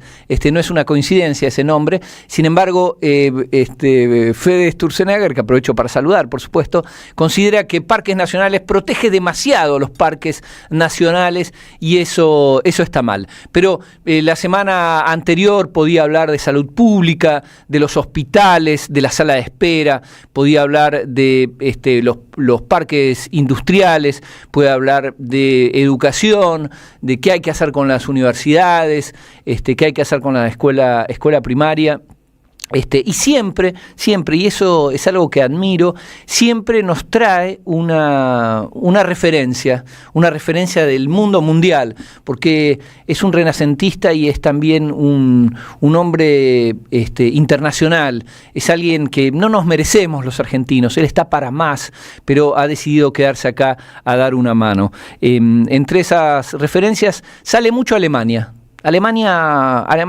sale mucho, de hecho tiene mucho que ver también con uno de los sueños del presidente de los Pibes de Ninfa, que nos promete, si tan solo le damos 30 o 40 años de gobiernos ininterrumpidos, nos promete ser Alemania o ser Irlanda, depende de la semana, a veces es Irlanda, otra vez es Alemania, otra vez es Francia, pero me gusta el caso de Alemania, porque la verdad, personalmente, yo preferiría que nos parezcamos a Argentina, digamos, pero bueno, ya que este ñato viene y nos dice que nos va a convertir en Alemania, uno dice, bueno, al menos tengamos alguna alegría alemana, por ejemplo, sueldos y jubilaciones con alto poder adquisitivo. Entonces uno dice, bueno, va tachando, tengo un pizarrón en casa, entonces pongo 40 años, voy viendo, ya pasaron 2, eso quiere decir que, bueno, no tendremos sueldos de Alemania, pero nos estamos acercando, ¿no? Ahí Fede Sturzenegger me explica que no es así, lo que ocurre, como sabe cualquier economista serio, es que para llegar en 30 o 40 años a tener los sueldos y jubilaciones alemanes, lo primero es tener sueldos y jubilaciones de Haití. Eso es algo que los que no tomamos la precaución de estudiar economía no sabíamos. Pero bueno, Alemania volvió en el fraseo de Fede Sturzenegger, y en el marco de la reforma laboral. Ustedes saben, nos acercamos hacia una reforma laboral que por fin va a permitir que la Argentina pegue ese salto hacia la productividad, ese salto hacia el desarrollo que la Asamblea del año 13 dejó trunco al prohibir, al decretar la libertad de vientres, entre otras cosas. Esta nueva reforma laboral nos lleva al Yanaconazgo, una época de oro cuando estaba el Yanaconazgo, no había piquetes, no había manifestaciones, no estaba la UOM, como recién recibimos a uno de sus delegados, no había todos esos problemas y había pleno empleo, todos podían ser Yanaconas. Bueno, escuchamos a Fede Sturzenegger sobre cómo es la cosa en Alemania. Obviamente no podemos tener las mismas condiciones en todo el país, porque por ahí a mí me funcionan bien, a mí por ahí no me funcionan tan bien. Tenemos que darnos ese margen para poder adecuar, digamos, la situación y la construcción laboral en cada lugar a su zona, ¿no? Hay otros países, por ejemplo en Alemania las negociaciones son provinciales. Alemania. En Australia son por empresas, en Estados Unidos son por empresas, o sea, tenés de todo, ¿no? Entonces a mí me parece que nosotros tenemos estimaciones de, por ejemplo, esta idea de que el sueldo sea el mismo en todo el país, ¿qué impacto tiene en el empleo? Por ejemplo, nosotros tenemos estimaciones que en el noroeste, si vos pudieras, digamos, hacer que trabajadores y empresas se pongan de acuerdo en cada lugar, adecuándose a sus propias condiciones, ¿no? Porque son diferentes. El empleo, por ejemplo, en el noroeste subiría 17%. Esto es genial. Siempre el problema del empleo, tomo el final, después vuelvo con Alemania. Siempre el problema del empleo son los sueldos demasiado altos. Eso es genial, ¿no? Tenemos sueldos demasiado altos. Si bajáramos los sueldos, es más, yo creo que deberíamos prohibir el salario. Y lo digo con total libertad, ya lo hemos conversado con Roberto Caballero, él está de acuerdo conmigo. El salario es el verdadero cepo al empleo. Si el empresario, el empleador, no estuviera obligado a pagar un salario, ofrecería mucho más puestos de trabajo y no tendríamos problemas de desempleo. Pero lo que me interesa es esto, ¿qué es lo que dice Fede Sturzenegger? Fede Sturzenegger dice, en Alemania se resuelve por provincias, está descentralizada la cosa, etcétera, etcétera. Bueno, mi gran amigo Sebastián Etchemendy, politólogo, él trabajó durante años junto al señor Carlos Tomada, mejor ministro de Trabajo desde 1810. Bueno, Sebas Etchemendy le contesta a Fede Sturzenegger, le dice, Fede elogia el modelo laboral alemán y sugiere que allí las negociaciones salariales son exclusivamente provinciales. Falso. Eso es falso, es pura ideología. El modelo laboral alemán es lo contrario de lo que pregona sindicatos sectoriales fuertes, monopólicos y muy centralizados. Dice, es cierto que la mayoría de los convenios se firman formalmente a nivel de región o sector, pero esos pactos salariales y de condiciones de trabajo están coordinados interregionalmente por el Estado y los sindicatos a nivel nacional. Dice, como acá hay lugar para las negociaciones de empresa, pero no puede vulnerar el convenio sectorial. Esto es exactamente lo que quiere hacer Federico Sturzenegger, vulnerar el convenio sectorial, diciendo, mira, los que están en el norte, viste, del país, no necesitan tanta plata. Recordemos la reacción de la sociedad rural cuando Perón lanzó el estatuto del peón, una iniciativa demencial que buscaba equiparar las condiciones de trabajo de los peones rurales con los obreros urbanos. Y la sociedad rural dijo que en realidad la relación entre patrones y peones en el campo era más una relación filial, una relación de padre a hijo, más que una relación laboral, y que además pagarle demasiado a esos peones podía generar un uso no virtuoso de esa remuneración. En otras palabras, se la gastarían en vino si le pagamos más. Pero me gustó esta idea de tomar un ejemplo imaginario. En Alemania se hace así, lo cual no es raro, porque nuestro presidente los pide en Infa, el gobierno en general, es un gobierno de citas fantasiosas. Es un gobierno que nos habla de un mundo imaginario, donde, por ejemplo, hay libre circulación, libre comercio, nada de eso existe. Todos los países a los que los entusiastas de la motosierra dicen que debemos emular, son países con enormes regulaciones estatales que protegen su industria, protegen su empleo.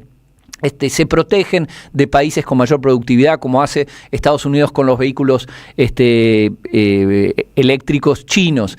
Cuando llegan los vehículos eléctricos chinos, no hay un Federico Sturzenegger gringo que le diga a sus conciudadanos, alegría, alegría, van a poder comprar vehículos chinos, vehículos eléctricos más baratos que en Estados Unidos, así que vamos a festejar todos. No, le pega una patada a ese muchacho, le dicen, ¿sabes qué? Voy a arancelar esos vehículos para que no destruyan empresas y puestos de trabajo en Estados Unidos. Pero como me pareció de lo más simpático esto de los funcionarios de la motosierra que citan cuestiones que se llevan a cabo en países lejanos como si fueran reales y en realidad son absolutamente imaginarias, me pareció que era el momento para rendir homenaje a nuestros amigos Capusotto y Saborido con un personaje entrañable, Luis Solari, que no viajó, pero sabe lo que ocurre allá.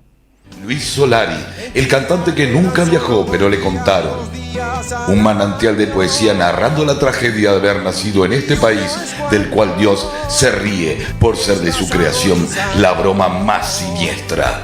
En Alemania, eficiencia de país, y los hay, te hacen una endoscopía por videoconferencia, querido. En serio, o sea, nada de perder tiempo, te conectás con la tablet, te pones la cánula vos, te la sacás vos, una cosa Así, donde sea. En McDonald's esperando para la cajita feliz, lo operaron de hemorroide, querido. Una cosa se apuntó con la tablet, el tipo, listo, ahí, sin problema.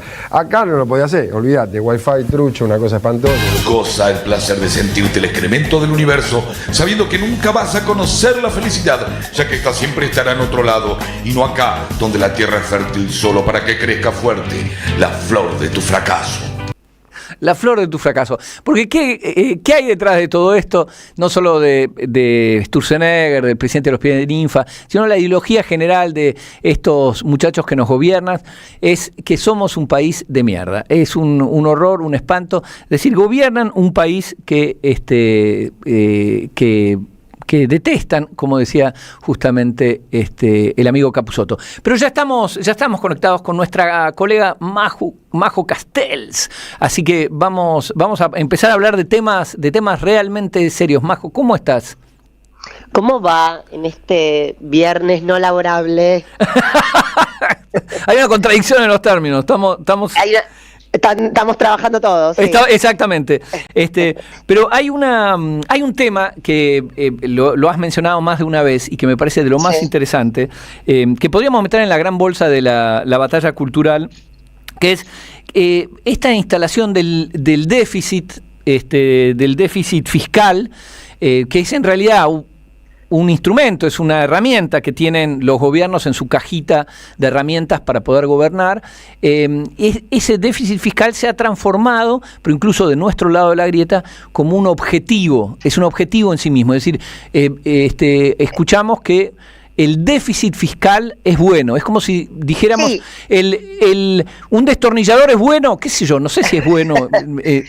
Exactamente, y te digo más, mirá, esta semana me pasó una anécdota que la quiero compartir con vos y con los oyentes de la radio, porque me sorprendió sobremanera. Yo soy docente de la Universidad de Buenos Aires hace más de 15 años, dando, en general, con distintos nombres, pero más o menos el mismo contenido, que son materias introductorias de economía. Este cuatrimestre, acabo de cerrar el cuatrimestre, el miércoles, corrigiendo exámenes veía lo siguiente, ¿no? Yo había hecho una pregunta de ¿qué política fiscal recomendás en un escenario de recesión económica y de desocupación? Digo, si te conectás fuerte con eso, ¿qué quiere decir recesión económica y desocupación? Bueno, gente que le está pasando mal de verdad, claro. Gente que está quedándose sin trabajo, que no tiene para comer, gente que bueno, que la actividad económica está parada.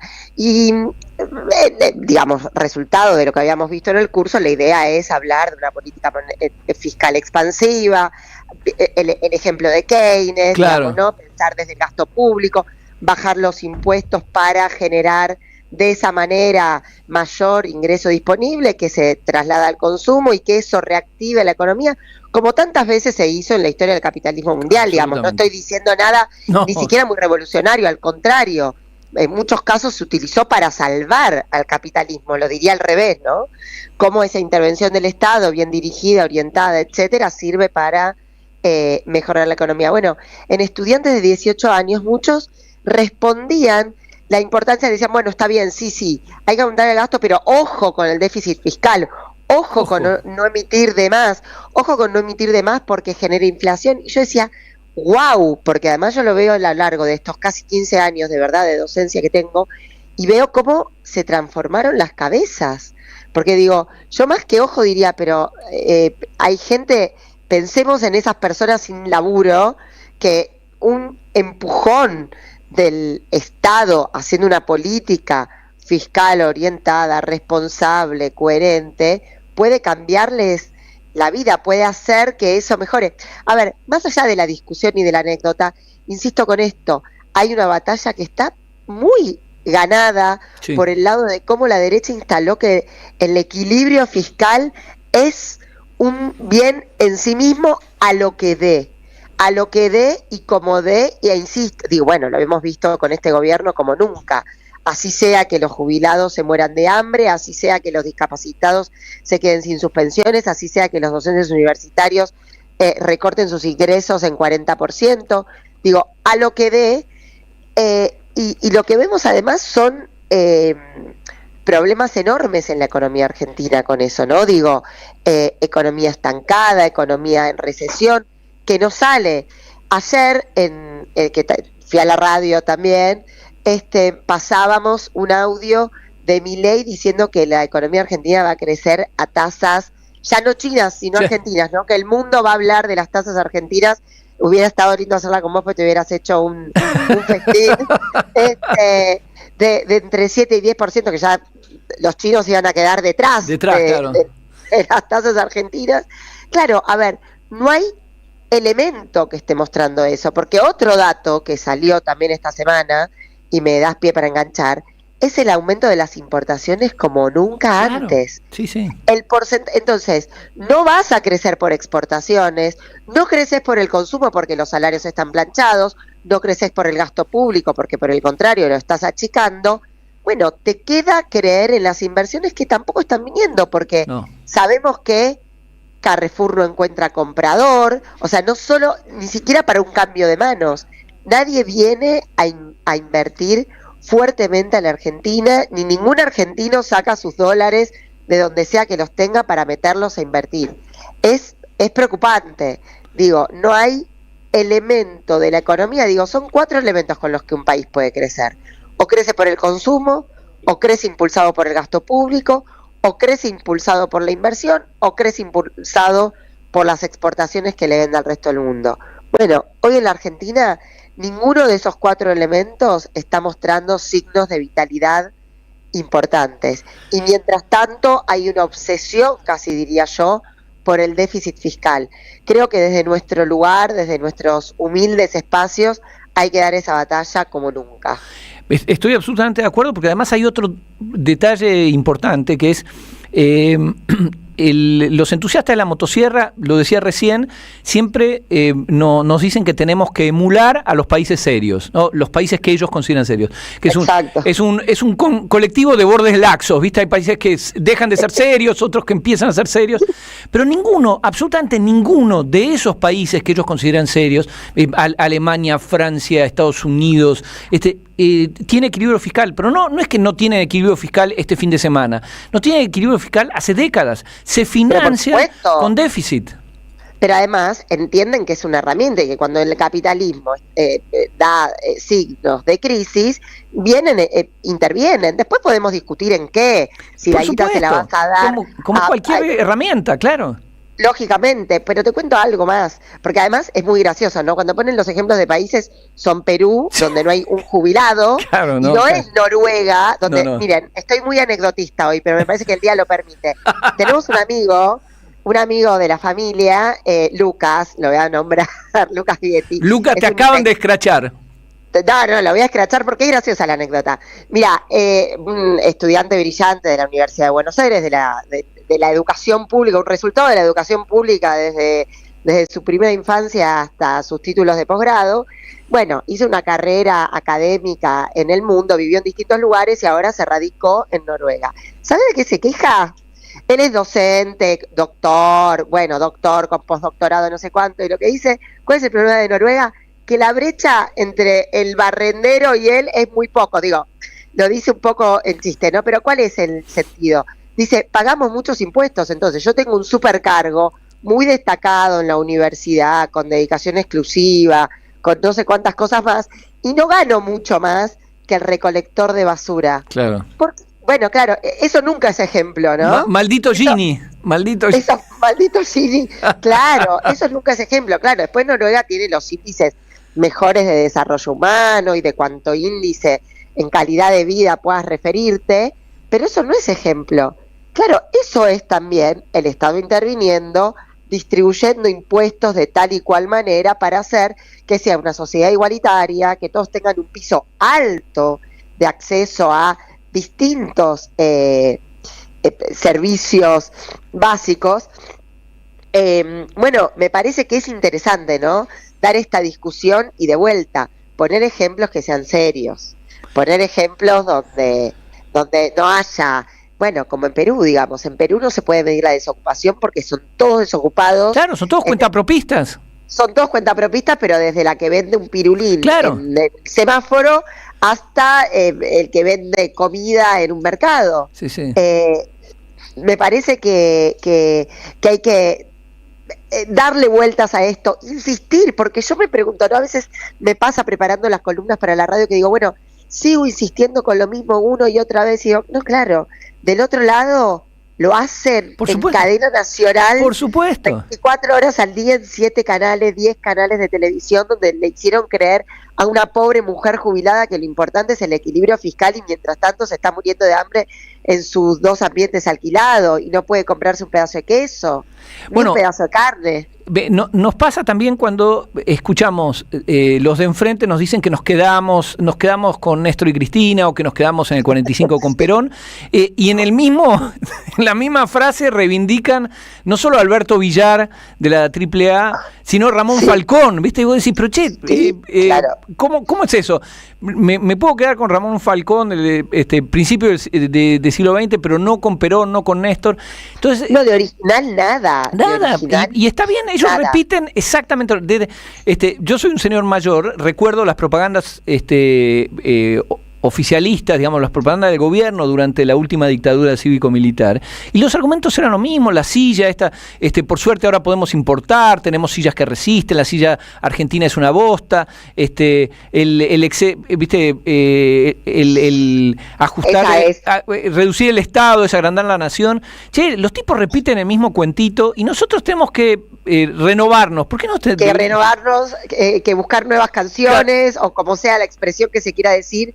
Pero sí, efectivamente, somos casi los románticos, los que romantizamos el gasto, el déficit y no sé cuántas cosas más. No, lo cierto es que con estas políticas no se cree empleado. Bueno, a ver, de repente Paolo Roca parece que va a ser un amigo nuestro, porque no sé si lo escuchaste también, diciendo un dato que quiero chequear. Mirá, venía hablando también con mi compañero que es economista, diciendo, che, esto será, pues me parece mucho.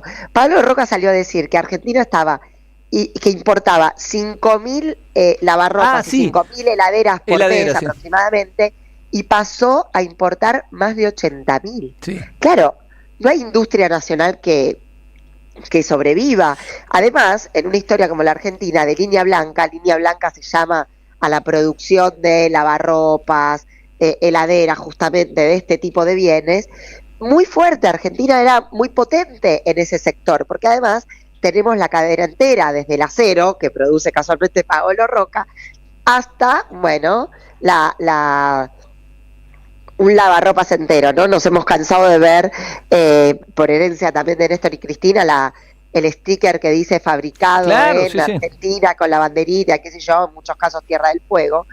Pero, bueno, hay algo ahí que, como vos bien decías, es un triunfo también de esta derecha tan poco patriota, tan poco empática, porque yo pensaba, ¿no?, en estos ninitos, porque prácticamente son ninitos, mis estudiantes de 18 años, que priorizaban el equilibrio fiscal a mejorar un escenario de recesión y desocupación. Yo pensaba, muchachos, te puede tocar a vos mañana, ¿no? Claro, no, es que no hay conexión en eso. La podés estar pasando mal. No, es como el fabricante, la pyme que fabricaba zapatillas y decía, hay demasiados ñoquis, ¿viste? Hay que echar a todo el mundo. Y vos decís, pero ¿quién pensás que te compra las zapatillas? Pero... el ñoqui que cuanto menos sale a comprarle un par de zapatillas a sus hijos. Claro. Sí, efectivamente, hay una suerte de contradicción. Bueno, hace poco también aparecía un hombre que contaba que le iba muchísimo peor, que no vendía, que era su peor momento, pero que seguía bancando este gobierno porque creía que algo iba a mejorar. Y es como... expectativas. Sí, las expectativas de no sé qué, porque es como que va a bajar un alien. Porque además alguien también podría decir, bueno, está bien, le está yendo mal a las pymes, pero las grandes empresas ganan y les va bien. Pero los Paolo Roca y entonces el derrame. Tampoco. Majo, se nos ha ido el programa, pero me acuerdo con vos que es, la batalla cultural de estas cosas hay que decirlas, repetirlas una y otra vez. Bueno, efectivamente, y de la mano de gente como vos y todo el equipo de Caballero de Día, me parece que lo podemos dar, o podemos por lo menos aportar un granito de arena. Muy bien, muchísimas gracias. Abrazo enorme y buen fin de semana para todos. Nuestra columnista estrella, Majo Castells.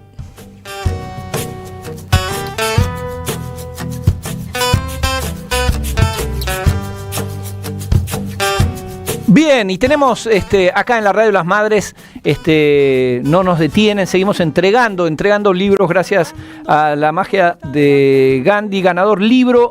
El libro es Germán de Villa Ortúzar, 1964, la historia secreta de la vuelta frustrada de Perón, de Ariel Hendler. Y sobre todo el gran momento, Nutrión Vita, 50.000 pesos, taca en productos, y se lo ganó Silvana Benítez de Gleu. Silvana Benítez.